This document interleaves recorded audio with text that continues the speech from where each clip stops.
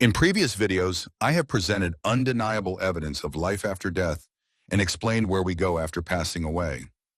I have also clarified what dreams truly are and revealed the tragic consequences that suicides face after their death. Additionally, I have shared several of the many NDE stories I have gathered over more than 20 years of researching the phenomenon of death and life beyond the material body. If you haven't watched them yet, I encourage you to click on my channel name and go to the video tab, where you will find all the videos I have created so far. In this episode, I will discuss what remote viewing is and whether it has anything to do with out-of-body travel.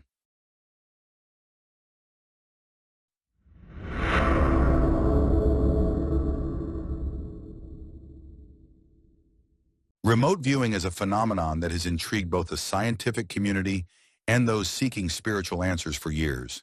It involves the ability to perceive places, objects, or events that are physically inaccessible.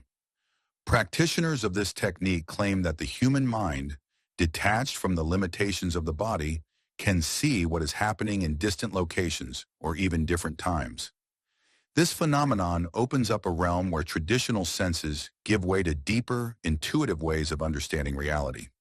The fundamental assumption of remote viewing is the belief that human consciousness is not limited to the physical body. Many researchers and practitioners believe that the mind functions like a receiver, capable of capturing information from a universal energy field.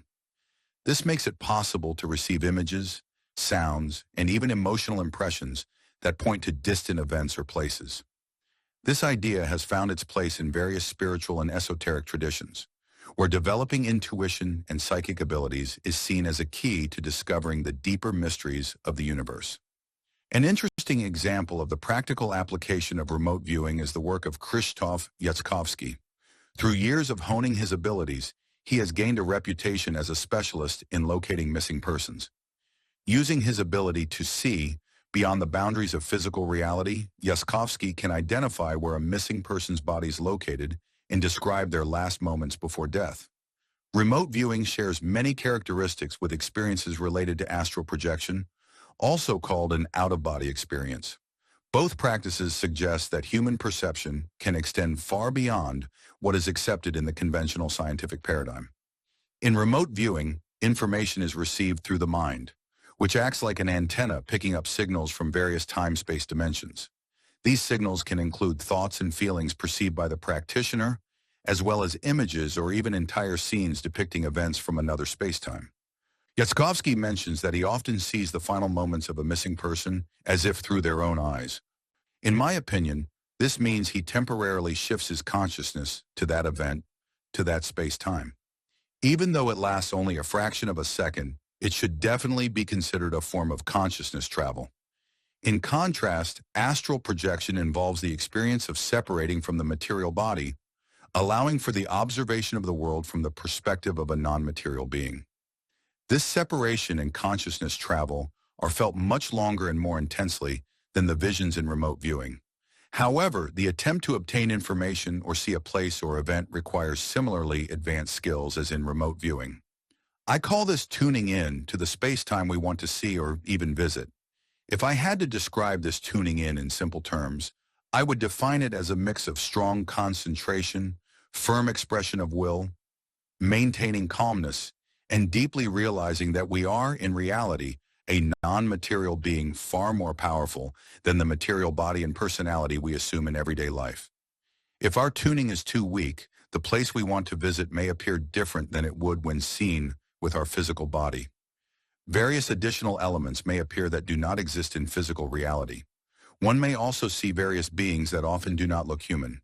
This happens because we then find ourselves in the so-called astral world, which is the non-material world most closely interwoven with the physical world.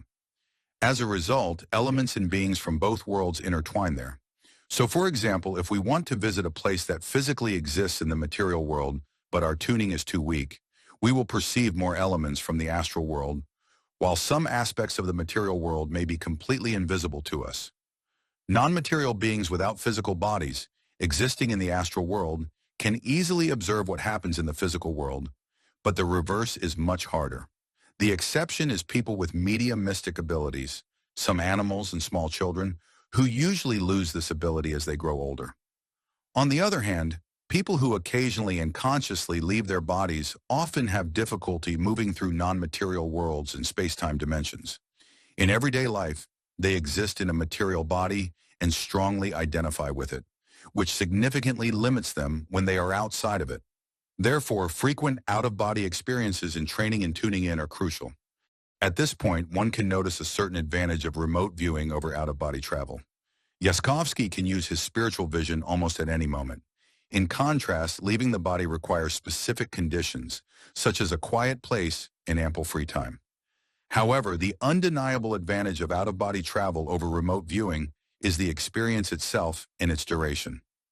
In remote viewing, we receive brief visions, while during an out-of-body experience, we participate in events as tangibly as we do in daily life within our physical body. Moreover, the more frequently we leave our bodies, the more we remember who we truly are. This helps us distance ourselves from life in the material body, handle everyday challenges and problems better, and, most importantly, eliminate the fear of death.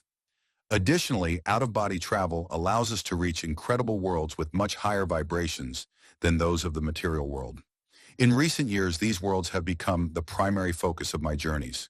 To illustrate how high-vibration worlds are experienced, I will share situations I have encountered when entering these realms without proper tuning. The lack of tuning meant that my connection to my physical body was too strong, so when I reached these worlds and began to feel much higher vibrations, those sensations were also transmitted to my sleeping body.